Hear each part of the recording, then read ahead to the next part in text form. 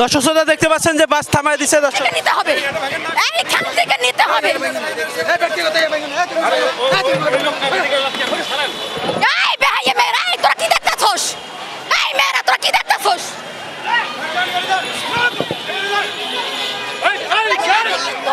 24টা দিন ঠিকভাবে খাচ্ছি না, আমি কিন্তু অসুস্থ। আমার সমস্যা হলে দায় কিন্তু আপনারা নেবেন, আমার সমস্যা হলে দায় আপনারা নেবেন, আপনারা নিতে হবে দায়।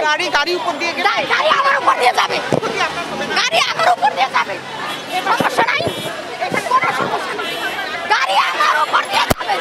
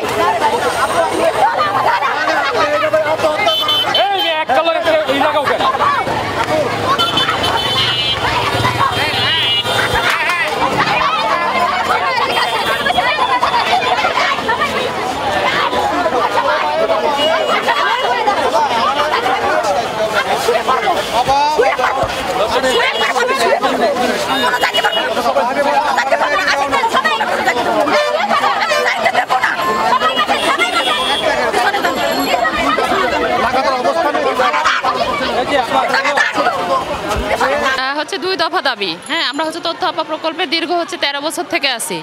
তো আমাদের হচ্ছে 2 দফা দাবি ছিল যে চাকরি রাজস্বকরণ করতে হবে, আর হচ্ছে আমাদের কর্তনকৃত বেতন ফেরত দিতে হবে। আমরা 27 তারিখ থেকে অবস্থান কর্মসূচি অনশন কর্মসূচি পালন করছিলাম 1 তারিখ পর্যন্ত, পহেলা জুন পর্যন্ত।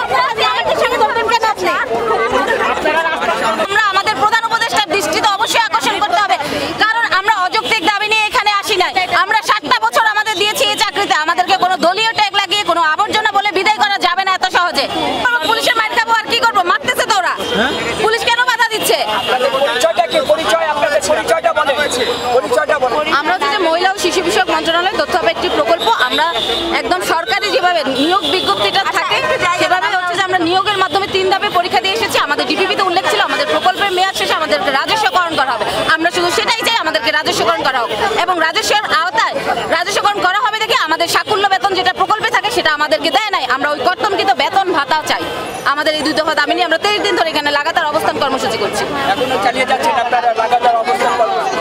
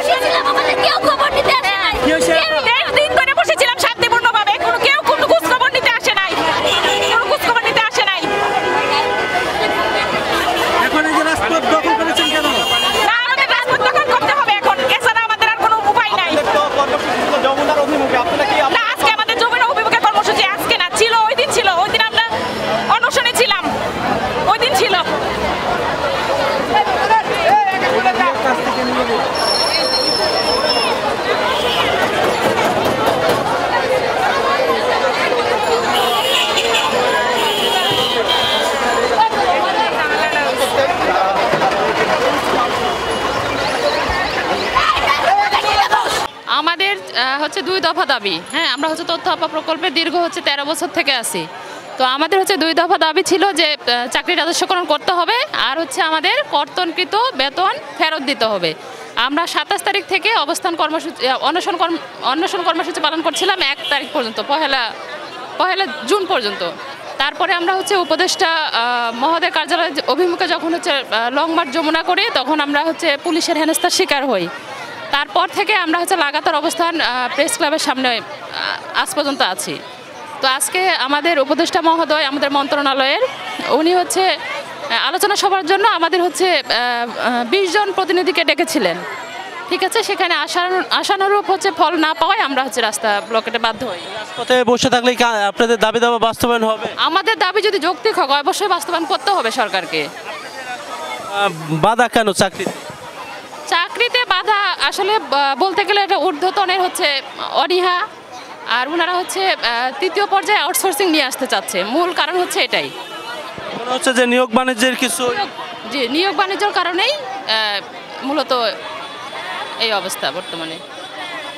দাবি দাবা বাস্তবায়ন না হলে কি করবেন? আমরা হচ্ছে ব্লকেট করছি, এই অবস্থায় থাকবো যতদিন দাবি না আদায় হয়।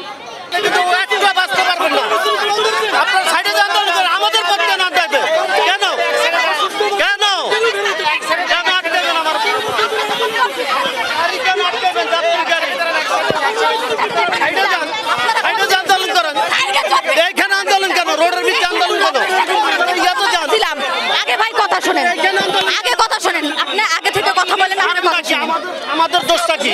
আমাদের পাবলিকের দোষ কি? পাবলিকের দোষটা কি? তাহলে কেন আমাদেরকে কেন আমাদের হরানিটা কেন?